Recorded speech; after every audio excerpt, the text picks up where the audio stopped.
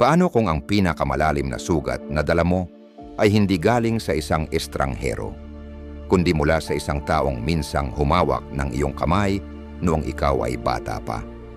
Isang taong kapamilya mo, kapatid mo, kadugo mo, kabahagi ng iyong alaala?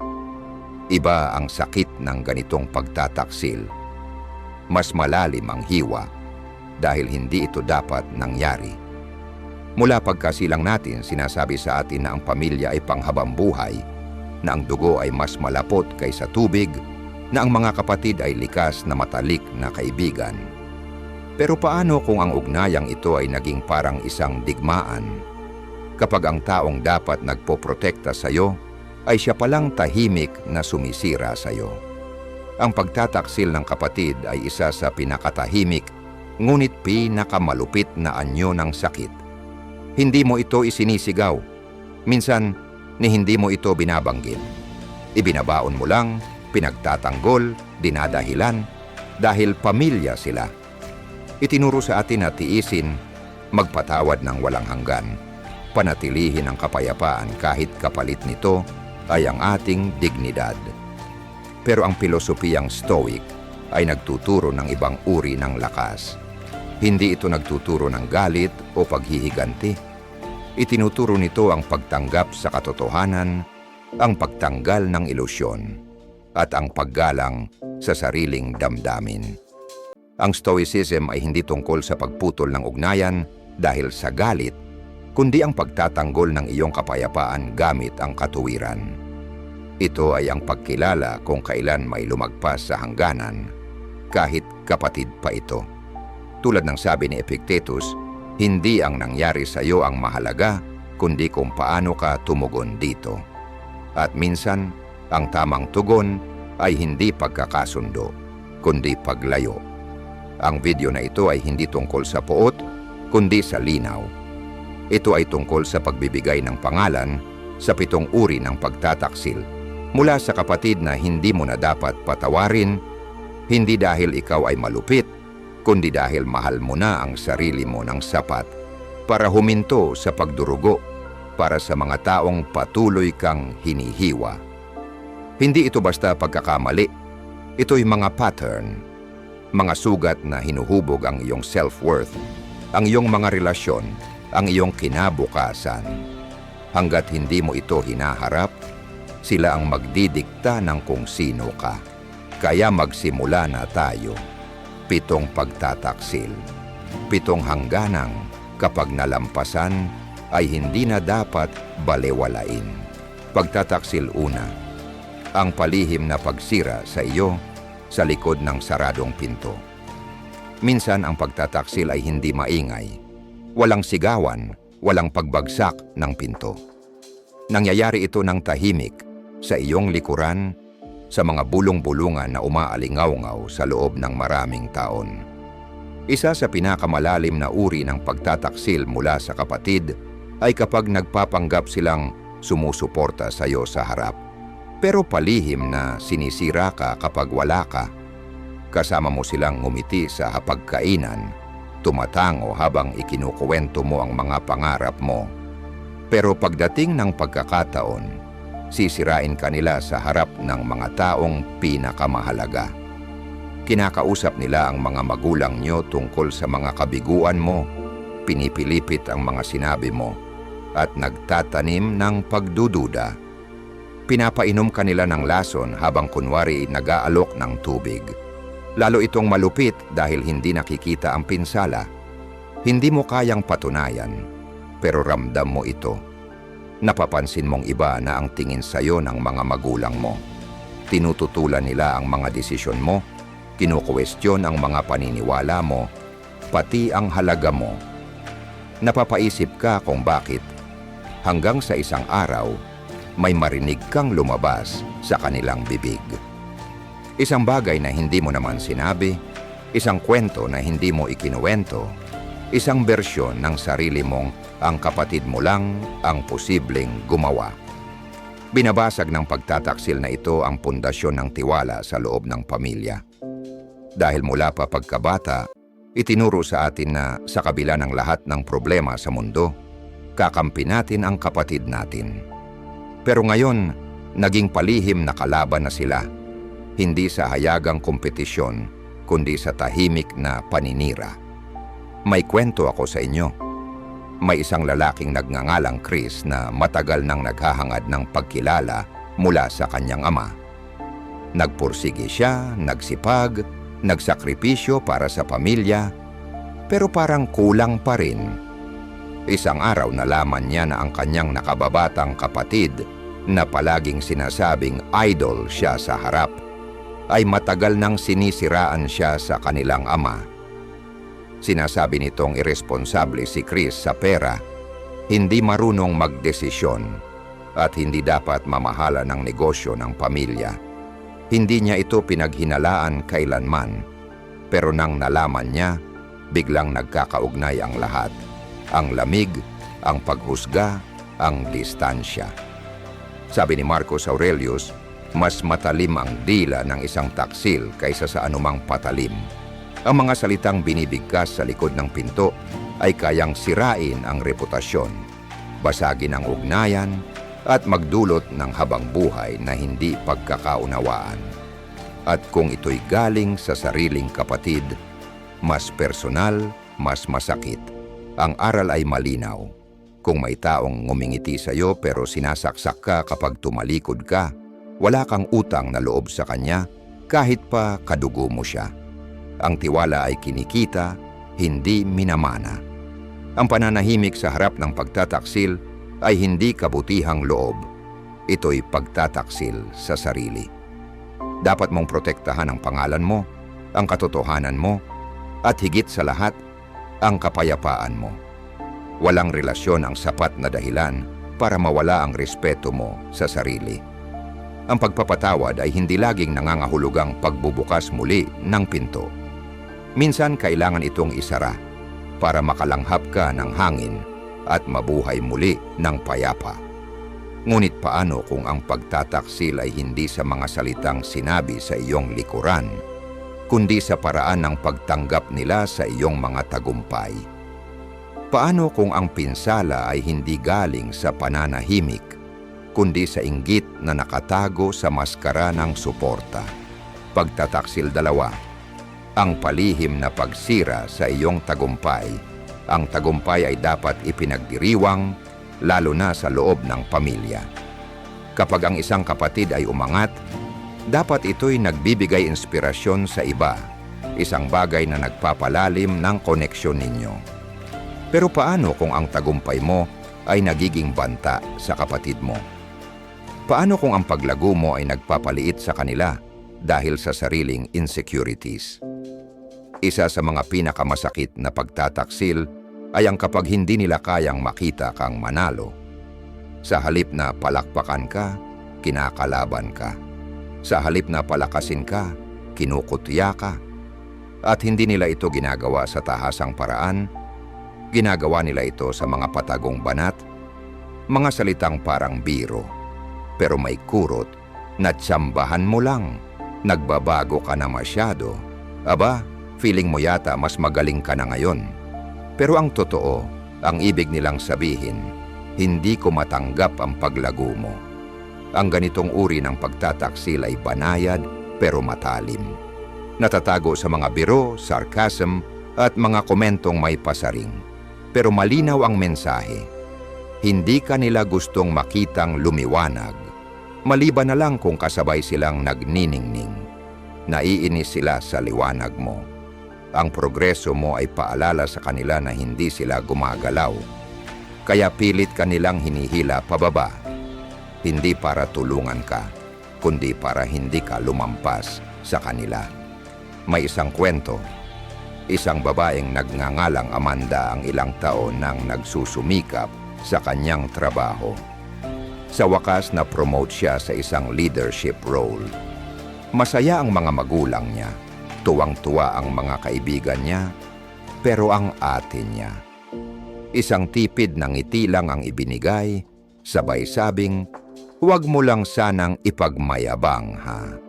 Pagkatapos nito, palihim niyang sinabi sa pamilya na si Amanda raw ay nagiging arogante at puro pera na lang ang inaatupag. Ito rin ang kapatid na ilang beses nang nanghiram ng pera sa kanya. Ngayon parang kahihiyan pa ang tagumpay ni Amanda. Ang ganitong pagtataksil ay hindi tungkol sa pera o posisyon. Ito ay tungkol sa kakulangan sa seguridad sa sarili. Ang kapatid na mababa ang tingin sa sarili ay hindi kayang magdiwang para sa iba. Sa bawat tagumpay mo, nararamdaman nilang iniwan sila ng sarili nilang potensyal. At sa halip na ayusin ito sa loob nila, pinipilit nilang sirain ang iyo. Gaya ng turo ng Stoicism, tandaan ang katotohanan ito. Kung ang ibang tao ay hindi kayang makigalak sa paglago mo, hindi mo sila kaunlaran. Ang mga taong tunay na nagmamahal sa iyo ay hindi natatakot sa tagumpay mo. Nakikilahok sila rito. Kasama mong naglalakad. Hindi nila binabawasan ang liwanag mo para lang magmukhang pantay. Ang aral dito ay matatag. Ang tagumpay mo ay hindi dapat itinatago. Hindi mo ito kailangang ikahiya at lalo na, hindi mo ito kailangang paliitin para lang komportable ang mga taong ayaw umangat. Hindi mo kailangang makipaglaban sa kanila. Basta't magpatuloy ka sa pagangat, sa paglakad pasulong, at hayaan mo ang pait nila na manatiling ingay sa likuran. Hindi mo kailangang humingi ng tawad sa pagiging ikaw. Pagtataksil 3, ang paggamit ng nakaraan. Bilang panangga at panakot, mayroong sagradong halaga ang mga alaala ng pagkabata. Mga biro na kayo lang ang nakakaintindi, mga tahimik na sandali, mga lihim na ibinahagi sa pagitan ng tiwala. Pero minsan, may kapatid na gagamitin ang nakaraang iyon bilang sandata. Ang mga alaala na dating nagbuklod sa inyo, ngayon ay nagiging kasangkapan ng manipulasyon. Ibinabalik nila ang mga pagkakamali mo noon, hindi para tulungan kang magbago, kundi para ikulong ka sa pagiging maliit. Ibinubungad nila ang mga sinabi o ginawa mo noon upang ipahiya ka ngayon. At dahil pamilya sila, nag-aatubili ka. Nakokonsensya ka. Parang may utang na loob ka. Pero ang totoo, ang dapat mong bayaran ay ang sarili mo. Utang mo sa sarili mong kalayaan mula sa nakaraan. Nilampasan mo na iyon. Hindi ka na ang taong iyon. Ang ganitong pagtataksil ay madalas nakatago sa anyo ng emotional blackmail. Maaring sabihin nila ang mga katulad ng, naalala mo nung tinakpan kita kay mama? O paano kung sabihin ko kung ano talaga ang nangyari noon? Ginagamit nila ang nakaraan mo bilang tali, hinahatak ka pabalik tuwing sinusubukan mong magpatuloy. At ang pinakamasaklap, ginagawa nila ito na maingiti, kunwari simpleng alaala lang, biro lang, pamilya lang, pero hindi ito biro. Isa itong paraan ng pagkontrol. May kwento ako. Si David ay may nakatatandang kapatid na alam lahat ng pinagdaanan niya noong bata pa siya. Nang maging matagumpay si David sa pananalapi, palaging sinasabi ng kapatid niya, naalala mo nung wala kang wala? O, huwag mong kalimutang ako ang tumulong sa iyo noon. At tuwing ayaw siyang pautangin ni David o bigyan ng pera, binubuhay muli ng kapatid niya ang nakaraan, hindi sa pagmamahal, kundi sa pamimilit. Doon napagtanto ni David, ang tagumpay niya ay parang bihag, hawak ng isang taong ayaw siyang kilalanin sa kung sino na siya ngayon. Itinuro ng Stoic philosophy ang isang makapangyarihang katotohanan. Walang tao ang kapareho ng kanyang sarili kahapon. Kaya huwag mong ikadena ang ibang tao, lalo na ang sarili mo, sa mga pagkakamali ng nakaraan. May karapatan kang lumago, may karapatan kang magbago, may karapatan kang iwan ang lumang bersyon ng sarili mong hindi na totoo. Kung may kapatid na paulit-ulit kang kinakaladkad, pabalik sa dating kasalanan para kontrolin ka ngayon, hindi nila pinararangalan ang nakaraan ninyong dalawa. Ginagamit nila ito bilang armas. Ang aral dito ay malinaw. Hindi ka nakatali sa kung sino ka noon. At ang sino mang gumagamit ng nakaraan mo upang manipulahin ang kasalukuyan mo ay hindi karapat-dapat maging bahagi ng kinabukasan mo. Hayaan mo silang hawakan ng lumang kwento. Ikaw ay abala sa pagsusulat ng bago, isang kwento na hindi binuo sa guilt, kundi sa paglago. At kapag hindi ka na nila makontrol sa pribado, madalas nilang susubukang ipahiya ka sa publiko. Pagtataksil 4. Ang ipinapahiya ka sa harap ng iba. May uri ng pagtataksil na hindi nagtatago sa dilim. Nangyayari ito sa harap ng iba, sa ilalim ng kunwaring katatawanan o pagkalinga. Ang kapatid na ipinapahiya ka sa publiko ay hindi lang lumalampas sa hangganan. Tinuturuan rin nila ang ibang tao kung paano ka bastusin. Kinukuha nila ang isang pribadong bagay, isang masakit na alaala, isang tiwalang ibinigay mo at ginagawang aliwan. Ikinukwento nila ang mga nakakahiya mong karanasan sa harap ng pamilya. Kinukutya nila ang mga takot mo, ang mga kabiguan mo, sa harap ng mga taong mahalaga sa iyo. Tumatawa sila habang ikaw ay unti-unting lumiliit at inaasahan nilang tumawa ka rin para lang patunayan na hindi ka maselan, para lang manatili ang kapayapaan. Pero wala namang nakakatuwa sa pagiging biro, lalo na kung ang nagbibiro ay yung taong may alam ng mga pilat mo at minsang nangakong iingatan ang mga iyon. Minsan ang ganitong pagpapahiya ay nakatago sa maskara ng pagmamahal. Sinasabi nila, biro lang yun o alam mong mahal kita. Pero ang tunay na pagmamahal ay hindi naghahanap ng palakpak kapalit ng kahihiyan mo. Hindi ka ibinababa para lang maiangat ang sarili. May kwento ako. Si Laura ay nakipag-date sa isang taong mahalaga sa kanya. Sa isang family barbecue, ang nakababatang kapatid niya ay nagbiro ng malakas tungkol sa kung paano siya umiiyak noon araw-araw sa kanyang ex at kung paano siya nakiusap na balikan siya. Tumawa ang lahat. Natigilan si Laura. Ibinahagi niya ang kwentong iyon sa kapatid niya sa panahon ng kanyang pinakamasakit na yugto. At ngayon, ginawa itong pampatawa. Nang harapin niya ang kapatid niya, napailing lang ito at sinabing, "Ang bigat mo naman, biro lang yon." Pero hindi lang biro iyon, isa iyong pagtataksil. Sabi ni Epictetus, ang taong tinatawanan ng mga sugat mo ay walang puwang sa buhay mo. Ang pampublikong pagpapahiya ay hindi walang pinsala. Unti-unti nitong kinakain ang tiwala mo sa sarili. Lumilikha ito ng hiya at itinuturo nito sa iba na ang sakit mo ay bagay na pwedeng pagtawanan. Ang aral ay malinaw. Sinumang ginagawang katatawanan ang kahinaan mo ay hindi ka nirerespeto. At kung wala silang respeto sa iyo, wala kang obligasyong tiisin ang presensya nila. Pwede kang magpatawad at lumayo pa rin. Pwede mong mahalin ang isang tao mula sa distansyang hindi sinisira ang dangal mo. Ang pagiging pamilya ay hindi lisensya para maging malupit. At ang pagkakapareho ng dugo ay hindi sapat na dahilan para tiisin ang kahihiyan.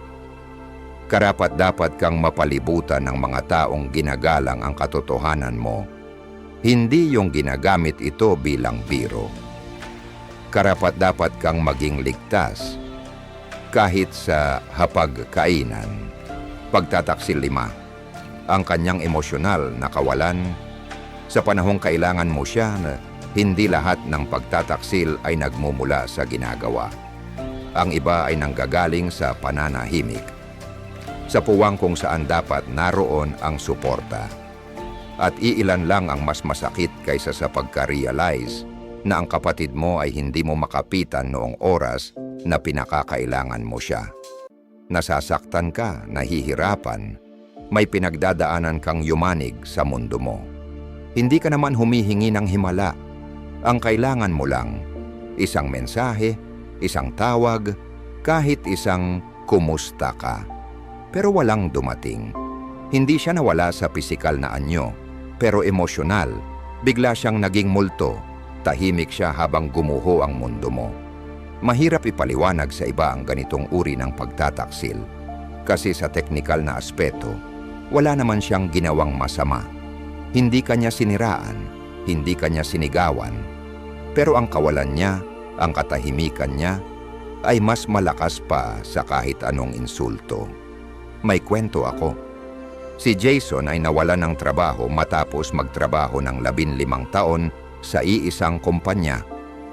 Kasabay nun, natapos din ang relasyon niya. Nalugmok siya sa depresyon.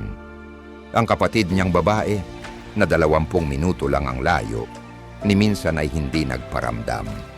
Walang text, walang tawag, walang tanong kung okay ka lang ba? Nang nakabangon na si Jason at tinanong ang kapatid niya kung bakit hindi ito nagparamdam, ang sagot lang ay, akala ko kailangan mo ng space. Pero ang kailangan ni Jason ay hindi space, kundi isang taong sapat ang malasakit para lumapit. Sabi ni Seneca, ang hirap ng buhay ay hindi bumubuo ng pagkatao. Ito'y naglalantad ng totoo. Sa gitna ng unos, malalaman mo agad kung sino ang tunay na kakampi mo. At minsan, sapat na ang katahimikan ng isang kapatid para maunawaan mong hindi ikaw ang pinili niyang damayan. Ang emosyonal na kawalan ay hindi neutral. Ito'y may iniwang sugat.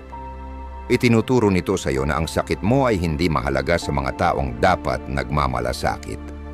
At lalong lumalalim ang sugat dahil hindi ka lang nahihirapan, nahaharap ka rin sa katotohanang iniwan ka ng taong inaasahan mong kasama. Ang aral? Simple at matatag. Hindi mo pwedeng pilitin ang taong magmahal. At hindi dahil kadugo mo sila, ay kailangan mo silang ipilit sa buhay mo. Ang tunay na pagmamahal ay hindi sinusukat sa masasayang araw, kundi sa presensya nila sa oras ng bagyo. Huwag mong habulin ang mga multong emosyonal. Huwag mong ipaliwanag ang sakit mo sa mga taong hindi naman nakikinig. Mag-focus ka sa mga taong dumarating kahit hindi maginhawa. Sila ang karapat-dapat manatili. Ang iba, mga panauhing dumaan lang, at minsan hindi lang ang kawalan ng pabigat, kundi ang presensyang may daladalang inaasahan na hindi mo naman pinili. Pagkakanulo 6, pagtutulak sa iyo sa mga papel ng pamilya na hindi naman para sa iyo. Minsan ang pagkakanulo ay hindi dumarating sa anyo ng masasakit na salita o malupit na kilos. Dumarating ito sa anyo ng mga inaasahan, sa mga tahimik na kasunduan na hindi mo kailanman pinirmahan. Pero ikaw pa rin ang inaasahang sumunod.